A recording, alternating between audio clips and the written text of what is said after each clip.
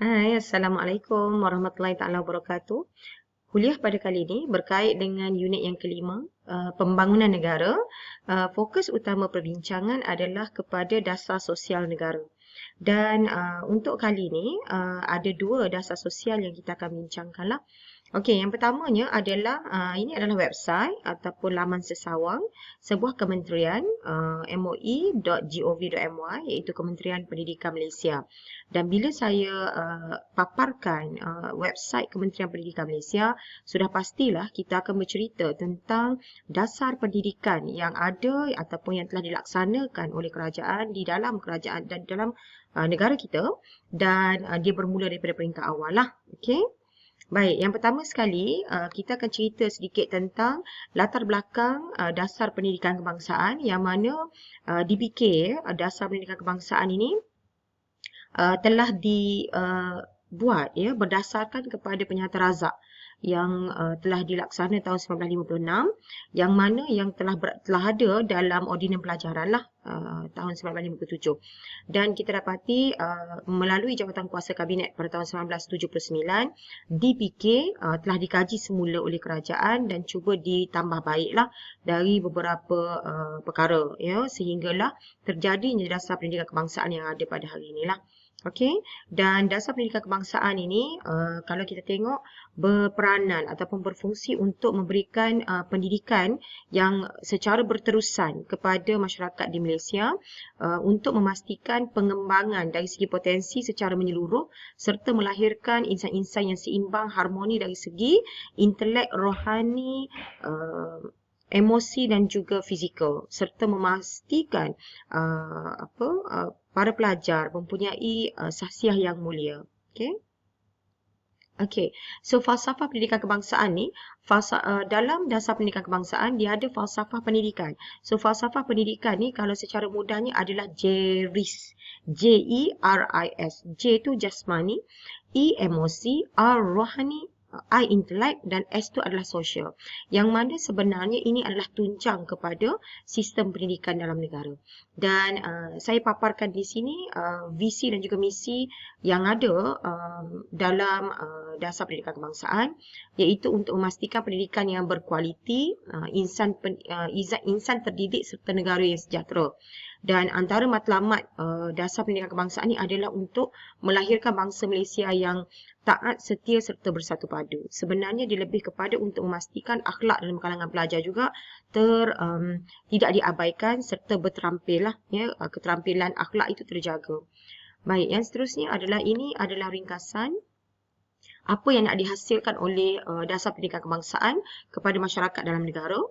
Satunya adalah melalui falsafah JERI yang saya sebutkan tadi, jasmani, emosi, rohani dan juga intelek itu untuk memastikan diri masyarakat itu serta dia boleh menyumbang kepada keluarga dia boleh menyumbang kepada masyarakat serta dia boleh memberi sumbangan kepada negara.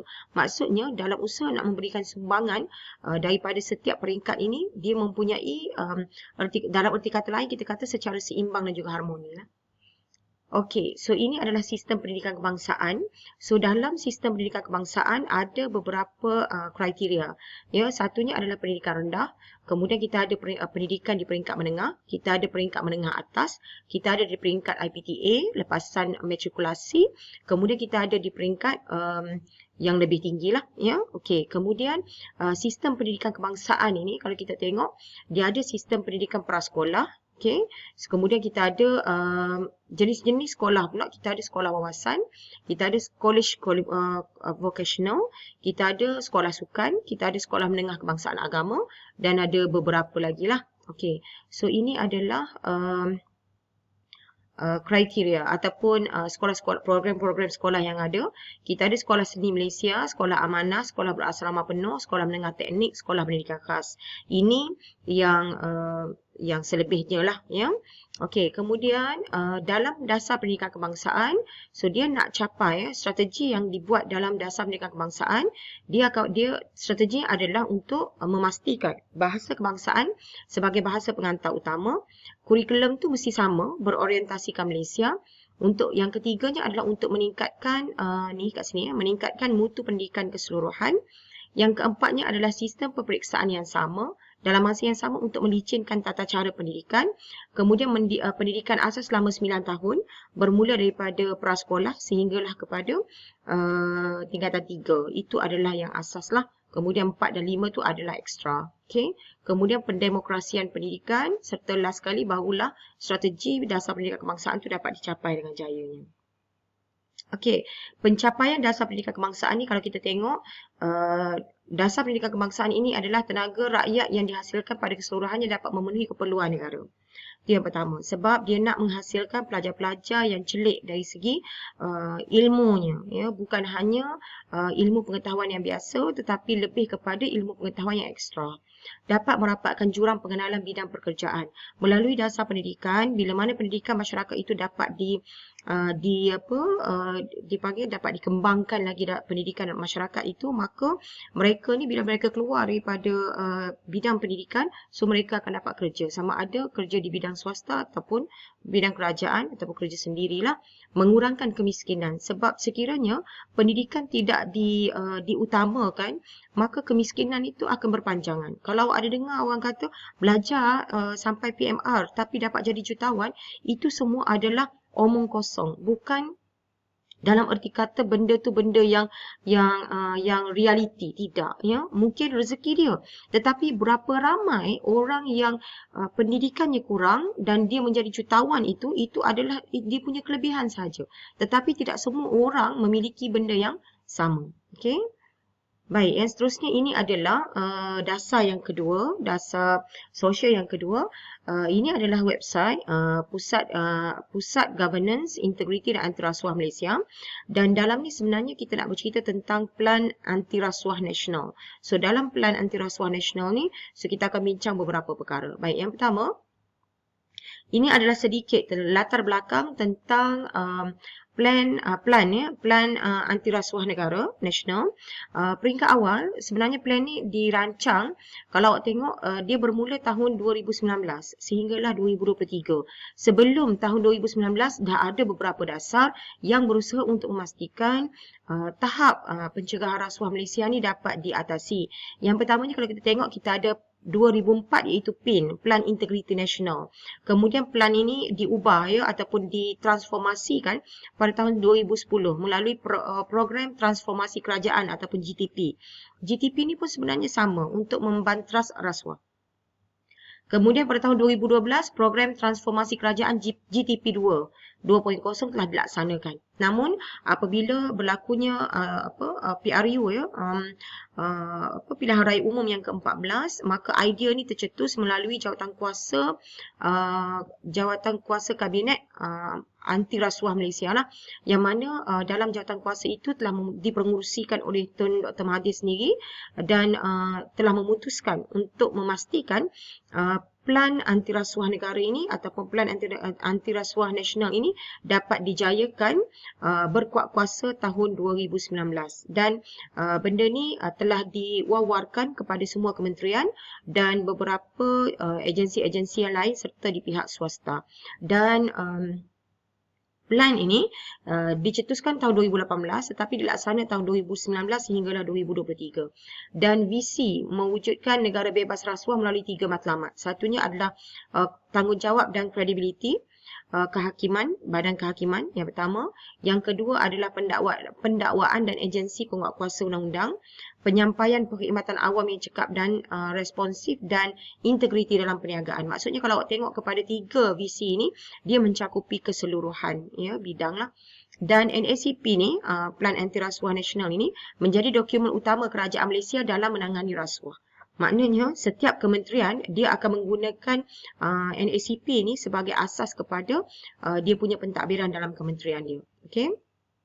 Dan satu kajian statistik yang dibuat, nombor 6, ya, statistik yang dibuat berkenaan dengan kecenderungan kepada rasuah ini, dan statistik ini dibuat bermula tahun 2013 hinggalah kepada 2018. Dan kalau kita tengok yang dekat sini, saya dah susun mengikut sektor. So perolehan penguatkuasaan, pentadbiran, perlesenan, pembiayaan dan sebagainya. Dan kalau awak tengok, agensi yang paling banyak, ya, terlibat dengan rasuah adalah agensi perolehan 42.8%, kemudian agensi penguatkuasaan juga tinggi, kemudian pentadbiran juga tinggi, perleseran permit juga tinggi, dan ada juga beberapa agensi yang kurang terlibat dengan rasuah, ya. Baik, plan anti rasuah nasional ini, kalau tengok plan ini sebenarnya yang saya sebutkan tadilah berfungsi untuk ke arah sebuah negara yang bebas daripada rasuah. Dan plan ini dia bukan kali pertama dibuat, dia adalah kesinambungan daripada PIN lah, Plan Integriti Nasional, dan dia cuba dilaksanakan dengan sebaiknya selepas tahun 2018 lah. Okey, so ini adalah kerangka Plan Anti Rasuah Nasional. So dekat sini dia ada visi dia adalah untuk memastikan rasuah ni dapat diatasi. Misi dia adalah untuk menegakkan kedaulatan undang-undang. Yang matlamat dia adalah yang 3 tadi. Untuk kredibiliti kehakiman, pendakwaan dan agensi penguatkuasaan undang-undang serta bidang perniagaan. So ada 3 lah. Kemudian bidang keutamaan dia adalah tadbir urus politik dan juga sektor pentadbiran awam. Ya, itu yang paling utamalah. Tetapi bidang swasta dan juga perniagaan juga tidak diketepikan. Okey. So dekat sini strategi dia memperkukuh accountability dan juga integrasi politik, memperkukuh kecekapan penyampaian perkhidmatan awam. Itu yang nak dilakukan melalui strategi lah. Dan ke arah sebuah negara yang bebas rasuah ni ada beberapa kriteria yang diberikan penekanan oleh kerajaan, terutamanya dari segi kecekapan dan responsif dalam penyampaian perkhidmatan, integriti dalam perniagaan. Jadi kalau dilihat kepada Plan Anti Rasuah Nasional ini, dia bukan hanya mengkhusus kepada kerajaan semata-mata, sebaliknya juga adalah berkait dengan beberapa agensi-agensi lain, sama ada dari segi sektor awam, swasta maupun yang bekerja sendiri dalam sektor perniagaan. Okey. Baik, ini adalah bidang-bidang yang berisiko yang dibuat kajian oleh Plan Integriti Nasional. So dia kata satunya tadbir urus politik, yang kedua pentadbiran sektor awam, perolehan awam, perundangan dan kehakiman, penguatkuasaan undang-undang dan juga tadbir urus korporat. Ini antara bidang-bidang yang sangat berisiko lah dalam nak melaksanakan dalam usaha untuk mengukuhkan ataupun nak mengurangkan risiko rasuah dalam negara. Baik. Yang ini adalah yang sama macam tadi, bidang keutamaan adalah tadbir urus politik. Bila sebut tadbir urus politik, apa yang nak dibuat oleh kerajaan melalui strateginya adalah memperkukuhkan accountability dan integriti politik. Yang pertama. Yang keduanya adalah bidang keutamaan pentadbiran sektor awam, yang mana dalam bidang pentadbiran sektor awam ini, strateginya adalah untuk memperkukuh kecekapan penyampaian perkhidmatan awam. Okey, kemudian ini yang berkait dengan perkhidmatan awam lah. Yang ini berkait dengan bidang politik. Kemudian bidang keutamaan yang ketiga adalah perolehan awam, yang mana strateginya adalah untuk mempertingkat keberkesanan dan keterusan perolehan awam. Yang ini berkait dengan sektor perolehan, okey, dalam negara lah. Yang keempatnya adalah perundangan dan kehakiman. So strateginya dekat sini adalah untuk mempertingkat kredibiliti sistem perundangan dan kehakiman dalam negara. So yang ini berkait dengan bidang kehakiman lah yang dilihat sedikit pincang katanya.